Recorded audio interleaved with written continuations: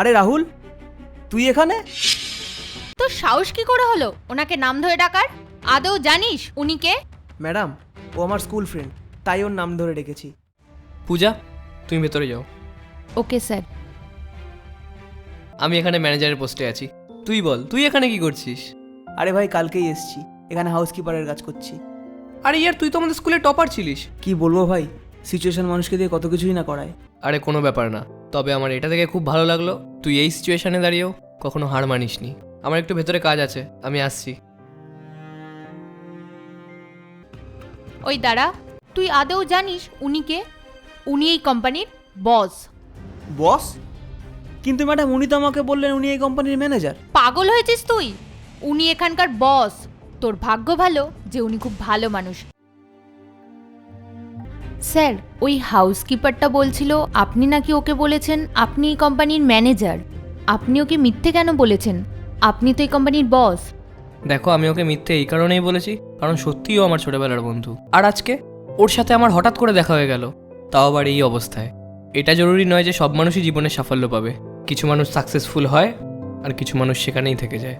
এখন আমি যদি ওকে গিয়ে বলতাম যে আমি এই কোম্পানির বস আর ও আমার কোম্পানিতে অ্যাজ আ হাউসকিপার হিসেবে কাজ করছে, তাহলে এটা জানলে ওর খুব খারাপ লাগতো। Thank you.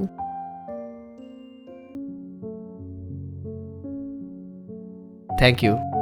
রাহুল স্যার, আপনাকে কিছু জিজ্ঞেস করতে পারি? হ্যাঁ, কর না। ওই ম্যাডাম আমাকে বললেন আপনি নাকি এই কোম্পানির বস, তাহলে আপনি আমাকে মিথ্যা কথা কেন বললেন যে আপনি এখানে অ্যাজ আ ম্যানেজারের কাজ করেন? দেখ ভাই, তুই কিছু মনে করিস না। আমি এটা চাইছিলাম না যে তুই এটা ভাবিস যে তুই তোর বন্ধুর অফিসে অ্যাজ আ হাউসকিপার হিসেবে কাজ করছিস।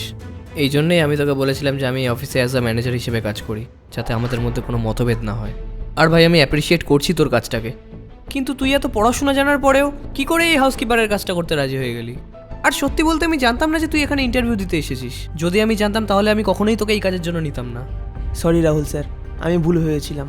আমি ভেবেছিলাম যে আপনি ভেবেছেন আমি যদি জানতে পারি যে আপনি এই কোম্পানির বস, তাহলে আপনার থেকে হয়তো আমি বড় কোনো পোস্ট চাইতে পারি বা প্রমোশন চাইতে পারি, তাই আপনি আমাকে মিথ্যে বলেছিলেন। আমি ভুল ভেবেছিলাম। আপনি আগেও যেমন ছিলেন এখনও তেমনই আছেন, একদম বদলাননি। আমাকে ক্ষমা করে দেবেন আপনাকে তো ভুল বোঝার জন্য। Sorry sir. আরে ভাই, বন্ধুদের মধ্যে কেউ ক্ষমা চায় নাকি? আর শোন, কালকে থেকে তোর এই ঝাড়পোছের কাজ করার কোনো প্রয়োজন নেই, বুঝলি? অ্যাকচুয়ালি আমার কোম্পানিতে একটা পোস্ট ফাঁকা আছে, আর সেই পোস্টের জন্য তুই একদম পারফেক্ট ক্যান্ডিডেট। তাই কালকে থেকে তুই অ্যাজ আ ইঞ্জিনিয়ার হিসেবে ওই পোস্টে কাজ করবি। ঠিক আছে sir, thank you so much আমাকে এই জবটা দেওয়ার জন্য। আরে এখনও বস বলবি আমাকে?